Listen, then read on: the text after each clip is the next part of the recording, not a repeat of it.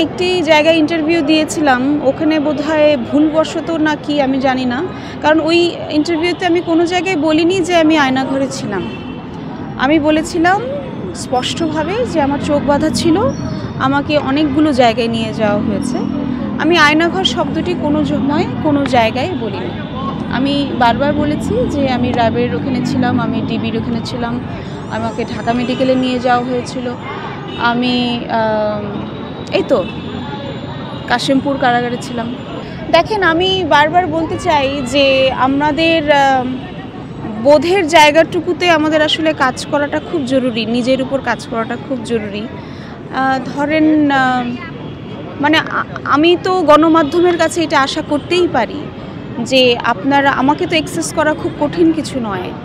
আপনারা যদি আসলেই আমার সম্পর্কে জানতে চান, আসলেই জানতে চান যে সেই সহমর্মী পয়েন্ট অফ ভিউ থেকে আসলেই আমার গল্প, আমি যে এতদিন নিস্তব্ধতায় ছিলাম সেটা যদি আসলেই জানতে চান, এবং আসলেই যদি জানতে চান যাতে আমি শান্তিতে থাকি এবং আমার নিজের মতো করে কাজ করতে চাই, তাহলে তো আপনাদের উচিত ছিল গণমাধ্যমের যে আমার সাথে সরাসরি কথা বলে আমার নিউজগুলো করার।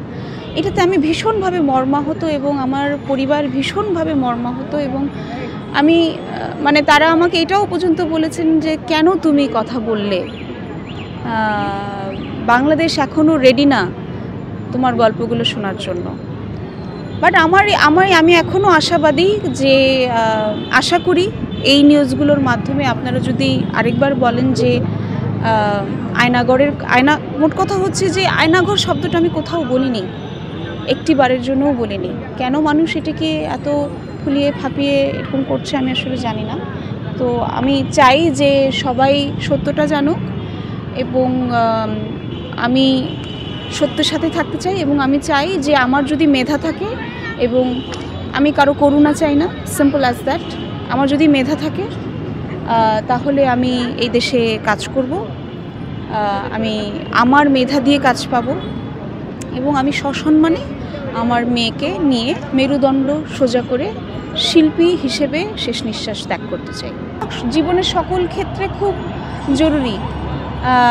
দেখেন, আমরা ইনফেরিটি কমপ্লেক্সে ভুগি, এবং সেই কারণে আমরা মানুষকে ভয় দেখিয়ে ভালোবাসা আদায় করতে চাই, ভয় দেখিয়ে রাষ্ট্রও পরিচালনা করতে চাই, ভয় দেখিয়ে গণমাধ্যমেও ভিউ বাড়াতে চাই।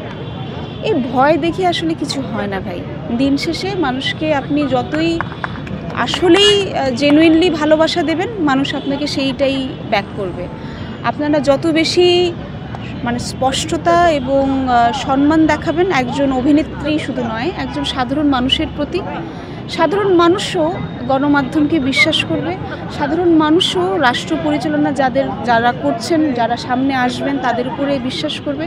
দিন শেষে আস্থাটা পেতে গেলে আপনাদেরকে আমাদের মতো সাধারণ মানুষকে সম্মান করতে জানতে হবে।